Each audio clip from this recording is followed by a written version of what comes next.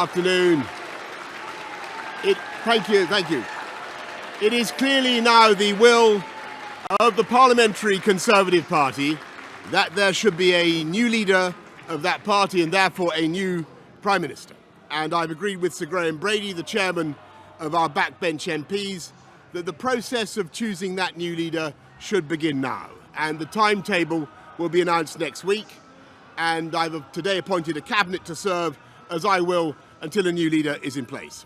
So I want to say to the millions of people who voted for us in 2019, many of them voting Conservative for the first time, thank you for that incredible mandate, the biggest Conservative majority since 1987, the biggest share of the vote since 1979.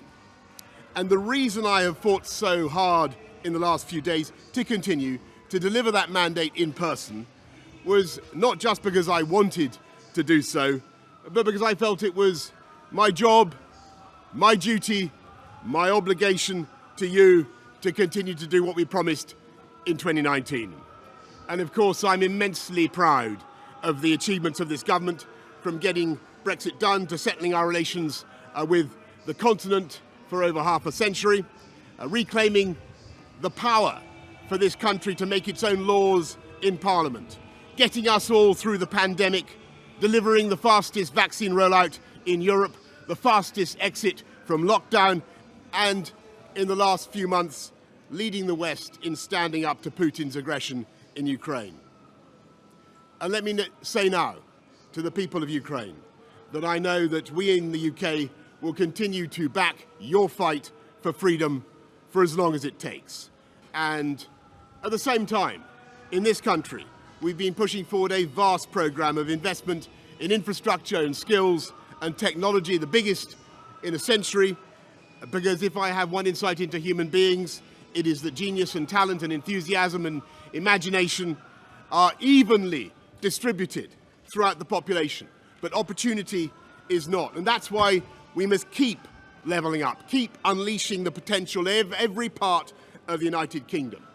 And if we can do that in this country, we will be the most prosperous in Europe. And in the last few days, I've tried to persuade my colleagues that it would be eccentric to change governments when we're delivering so much, and when we have such a vast mandate, and when we're actually only a handful of points behind in the polls, even in mid-term after quite a few months of pretty relentless sledging, and when the economic scene is so difficult domestically and internationally. And I regret not to have been successful in those arguments, and of course it's painful not to be able to see through so many ideas and projects myself. But as we've seen at Westminster, the herd instinct is powerful, and when the herd moves, it moves.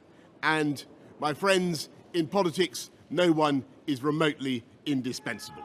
And our brilliant and Darwinian system will produce another leader equally committed to taking this country forward through tough times, not just helping families to get through it, but changing and improving the way we do things, cutting burdens on businesses and families, and yes, cutting taxes, because that is the way to generate the growth and the income we need to pay for great public services.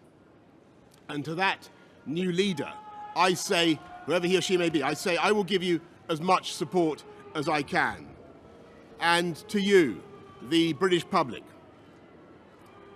I know that there will be many people who are relieved, and perhaps quite a few who will also be disappointed. And I want you to know how sad I am to be giving up the best job in the world. But them's the breaks. I want to thank Carrie and our children and all the members of my family who have had to put up with so much for so long. I want to thank the peerless British civil service for all the help and support that you have given our police, our emergency services, and of course our fantastic NHS, who at critical moment helped to extend my own period in office, as well as our armed services and our agencies that are so admired around the world, and our indefatigable Conservative Party members and supporters, whose selfless campaigning makes our democracy possible. I want to thank the wonderful staff here at Chequers, here at number 10, and of course at Checkers, and our fantastic prop force detectives, the one group, by the way, who never leak. Above all, I want to thank you, the British public, for the immense privilege that you have given me. And I want you to know that from now on until the new Prime Minister is in place, your interests will be served and the government of the country will be carried on. Being Prime Minister is an education in itself. I've travelled to every part of the United Kingdom, and in addition to the beauty of our natural world, I've found so many people possessed of such boundless British originality and so willing to tackle old problems in new ways that I know that even if things can sometimes seem dark now, our future together is golden. Thank you all very much. Thank you.